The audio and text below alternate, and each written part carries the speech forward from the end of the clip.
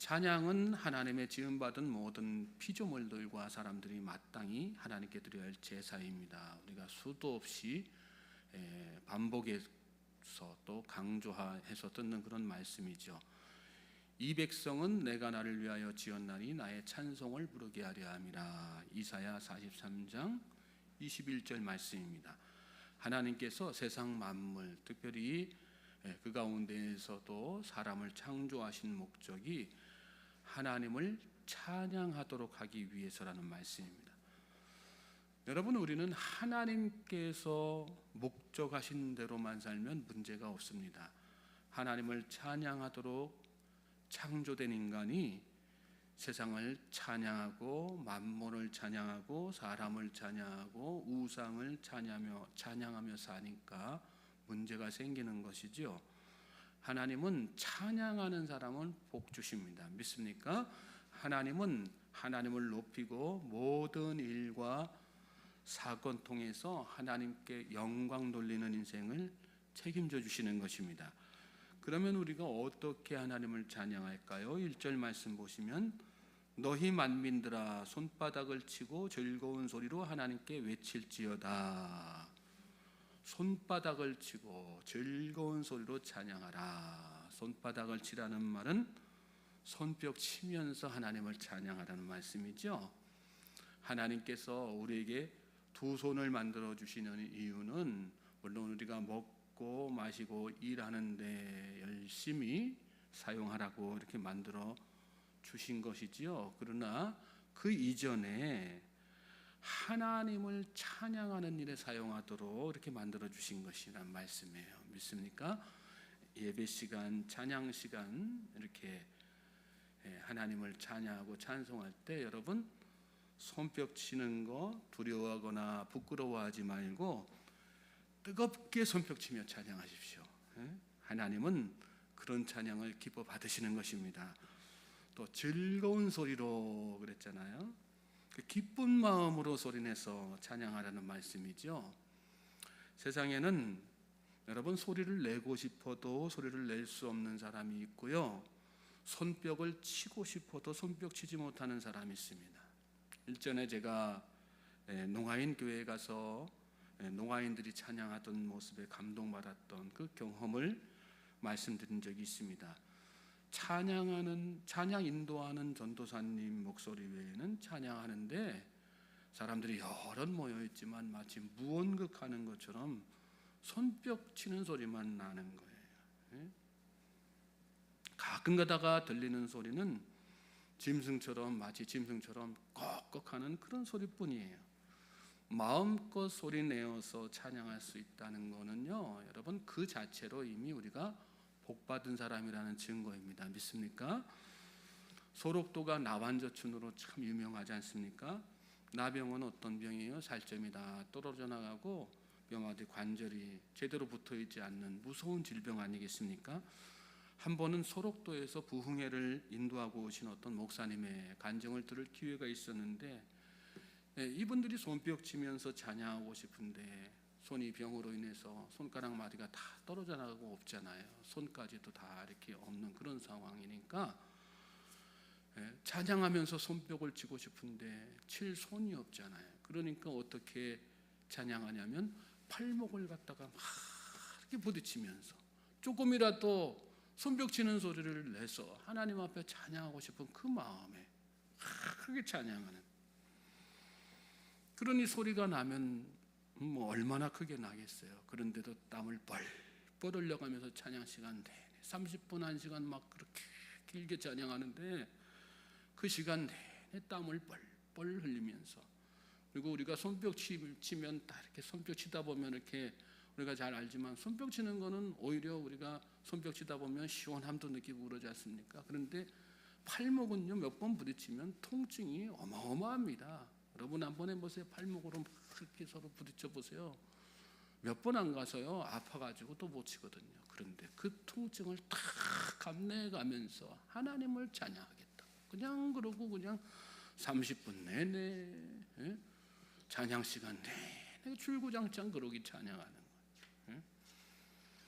그걸 보는 목사님이 하나님 그 자리에서 그렇게 기도해야 돼. 하나님, 제가 하나님을 찬양하려고 만들어주신 두 손 가지고 그동안 얼마나 많은 죄를 짓고 살았는지, 그 자리에서 하나님 앞에 찬양 시간에 오열하면서 통회하고 자복하면서, 이 부흥에 인도하러 가신 목사님이 오히려 부흥돼 가지고 은혜 받고 오셨다는 거예요. 여러분, 마음껏 손뼉 치면서 찬양하실 수 있을 때 마음껏 손뼉 치면서 찬양하십시오. 두 손도 막 들고 찬양하십시오. 그리고 즐거운 소리로 기쁜 마음으로 소리내면서 하나님을 찬양하십시오. 하나님은 어떤 분이세요? 찬양받기에 합당한, 우리의 그런 찬양받기에 합당하신 분이세요. 2절부터 4절 말씀 보십시오. 지존하신 여호와는 두려우시고 온 땅의 큰 왕이 되심이로다. 여호와께서 만민을 우리에게, 나라들을 우리 발 아래에 복종하게 하시며 우리를 위하여 기업을 택하시나니 곧 사랑하신 야곱의 영화로다. 온 땅을 다스리시는 창조자이시며 권세자이신 분이 하나님이시고, 특별히 그 놀라운 능력과 권세로 바로 우리를 위해서 일하시는 분이 하나님이시라는 거예요. 그러니까 하나님을 찬양하는 게 성도의 마땅한 일 아니겠어요? 우리를 위하여 기업을 택하신 아니고 사랑하신 야곱의 영화로다. 여러분, 기업은 우리 삶의 모든 근간이지요. 가정, 교회, 직장, 사업장, 인간관계. 하나님께서는 아브라함, 이삭, 야곱에게 복 주셨던 것처럼 찬양하는 사람의 가정에, 또 찬양하는 교회와 일터 사업장에, 또 그 자녀들에게, 또 그가 속한 모든 공동체에 이렇게 놀라운 복을 주시는 거예요. 여러분, 찬양하는 가정이 주님과 함께하는 가정이에요. 믿습니까? 찬양 소리가 넘쳐나는 교회가 성령 충만한 교회입니다. 하나님은 찬양 중에 강림하시고 찬양 중에 승천하시는 분이세요. 5절 말씀 보세요. 하나님께서 즐거운 함성 중에 올라가시며 여호와께서 나팔 소리 중에 올라가시도다. 올라가신다는 말은 여기 보면 뭘까요? 내려오시는 것을 전제로 하는 그런 말씀하셨기 아니겠어요? 이미 내려오셨기 때문에 올라가신 거예요. 그러니까 하나님은 어떤 분이세요? 찬양 중에 내려오시는 분이시고 찬양 중에 또 하늘로 올라가시는 분이시고. 믿습니까? 예수님이 세상에 태어나실 때에도 그 장소는 미천한 말구유였잖아요. 그런데 그 예수님이 탄생하시는 그 과정 가운데 누구의 찬양 소리가 있었어요? 천군 천사의 찬양 소리가 있었잖아요. 예수님은 이 땅에 그냥 하루아침 툭하니 일반 사람들 태어나는 것처럼 태어나신 게 아니라 천군 천사의 찬양 속에서 태어나신 거예요. 하나님께서 찬양 중에 강림하시는 것을 상징적으로 또 보여주는 그런 말씀 아니겠어요? 또 구약에도 하나님께서 임재하실 때에는 항상 구름과 천둥 소리를 동반하셨습니다. 만물이 그렇게 하나님을 찬양하는 중에 임재하신다는 것, 그걸 상징적으로 보여주는 말씀들이에요.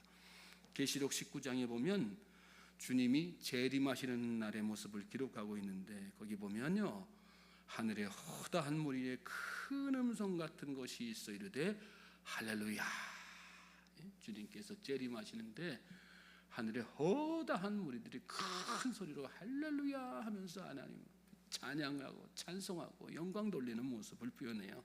또 24장 노아 네 생물이 엎드려 보좌에 앉으신 하나님께 경배하여 이르되 아멘 할렐루야, 아멘 할렐루야 하면서 그냥 주님이 이 땅에 심판주로 재림하시는 그 상황을 찬양 중에, 영광 중에 그렇게 막 24장로는 하나님의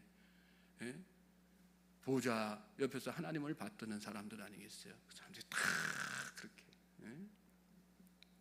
또 보좌에서 음성이 나서 이르시되 하나님의 종들 곧 그를 경외하는 너희들아, 작은 자나 큰 자나 다 우리 하나님께 찬송하라. 그런 말씀도 나와요. 보좌에서 큰 음성이 나는데 다른 음성이 아니라 하나님의 종들, 곧 그를 경외하는 너희들아, 작은 자나 큰 자나 다 우리 하나님께 찬송하라. 그러면서 온 열방이 다 하나님을 찬양. 예수님께서 재림하실 때 그런 찬양 중에 이렇게 재림하시는 그 장면을 쭉 묘사하고 있는 거죠. 오늘 본문 6절에도 그와 같은 장면을 연상케 하는 말씀이 나와요. 찬송하라. 6절 말씀 보시면 찬송하라, 하나님을 찬송하라, 찬송하라, 우리 왕을 찬송하라.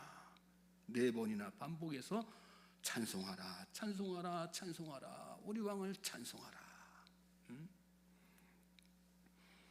여러분, 주님이 재림하시는 그 놀랍고 영광스러운 현장에 바로 내가 지금 참여하고 있다, 그런 마음으로 그렇게 찬송하라는 말씀 믿습니까?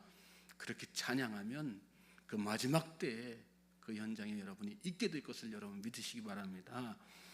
이어지는 말씀에도 보면 하나님은 온 땅의 왕이심이라 지혜의 시로 찬송할지어다. 하나님이 뭇 백성을 다스리시며 하나님의 그의 거룩한 보좌에 앉으셨도다.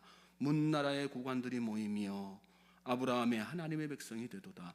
세상의 모든 방패는 하나님의 것이며 그는 높임을 받으시리로다. 때가 되면, 주님이 다시 오시는 그날이 되면요, 이렇게 문나라의 고관들이, 지금은 하나님을 모르는 사람들이 있지만요, 그 마지막 때에는 문나라의 고관들이 다 모여서 주님의 재림을 영광 중에 찬송하는 그 순간이 오는 거예요. 저는 저와 여러분이 이미 그 현장에 있음을, 우리가 예수를 믿음으로 말미암아 그 현장에 있음을 확신하면서 매 순간 그런 마음으로 하나님을 찬송하시기 바랍니다. 놀라운 은총이 임하는 것입니다. 지혜의 시로 찬양하라 그랬어요. 말씀 붙들고 찬양하라는 얘기죠. 여러분, 기도도 찬양으로 드리십시오. 하나님, 제 기도 들으세요. 하나님, 제 소원 풀어주세요. 막연히 그렇게 기도해도 되지만요, 거기에 덧붙여서 하나님, 저는 저의 이 마음의 소원 하나님께서 들어주실 것을 제가 믿으며 하나님을 찬양합니다. 하나님을 높여드립니다. 하나님께 영광 돌려드립니다.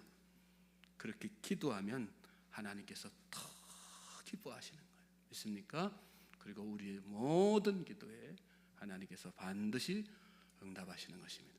오늘 이 하루가 저와 여러분의 그렇게 하나님을 있는 곳이 어디든, 상황이 어떤 상황이든 하나님을 높여드리고 찬양하는 복된 날 되시기를 다시 한번 주님의 이름으로 소망하고 축복합니다.